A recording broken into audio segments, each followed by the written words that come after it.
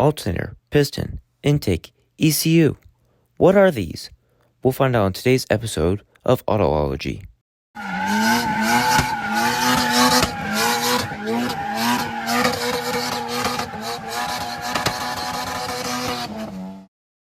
Most car owners will experience at some point a fault with their car, whether that be hearing a weird noise.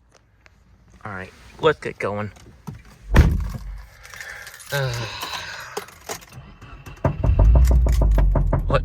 What is that? Oh! Get a fault light on their dashboard.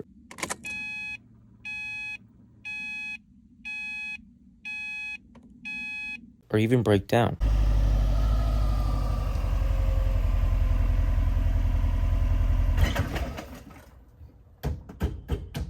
To reduce the likelihood of this, it is key to know how to care for a car, understand the basic workings of a car, and even know how to diagnose a potential problem before it takes a catastrophic turn.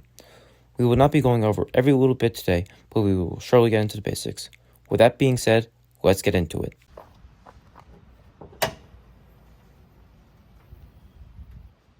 So how does an engine work?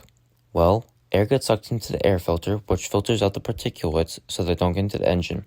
From there, the air goes into the intake manifold, which distributes the air evenly to each cylinder.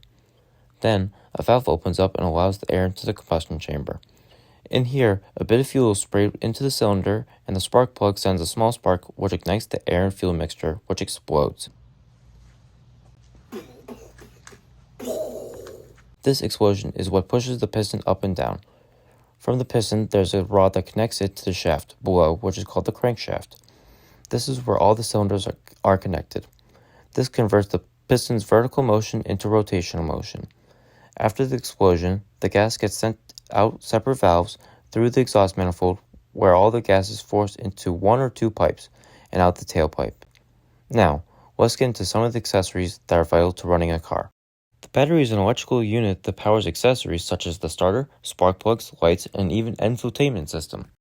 The starter, which is located on the transmission side of the crankshaft, spins something known as the flywheel, which will spin the crankshaft, turning the car over.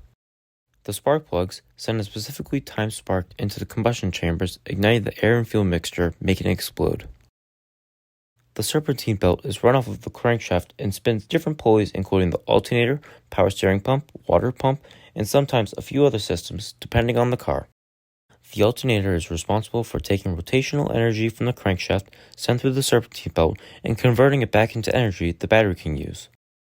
The power steering pump is spun from the serpentine belt, which sends hydraulic force to reduce the force needed to turn the wheel. The water pump, which is also spun by the serpentine belt, pumps coolant through the engine. What is coolant, you might ask?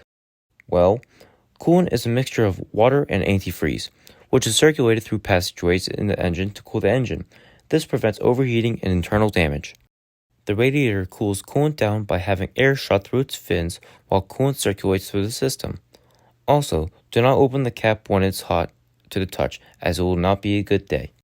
The engine also needs something that can be considered the lifeblood of the engine: oil. The engine is made of metal components that rub against each other. This leads to friction and heat and would result in failure of the engine pretty quickly from the wear. The oil comes in to prevent this. Oil is a synthetic lubricant that drastically reduces the friction in the engine. The oil filter, although self-explanatory, I'll explain that to you as well. The oil filter is responsible for pulling particulates out of the oil as it makes it less efficient.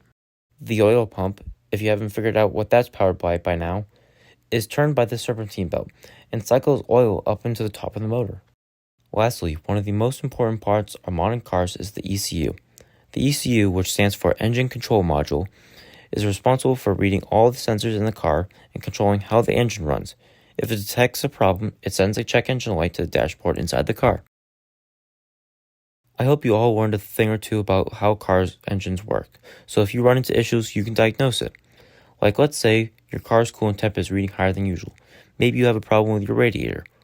Or when you turn the key, you hear a bunch of grinding and the car doesn't start. Then it might be your starter. Make sure you guys turn on your notifications, and I'll see you in the next one.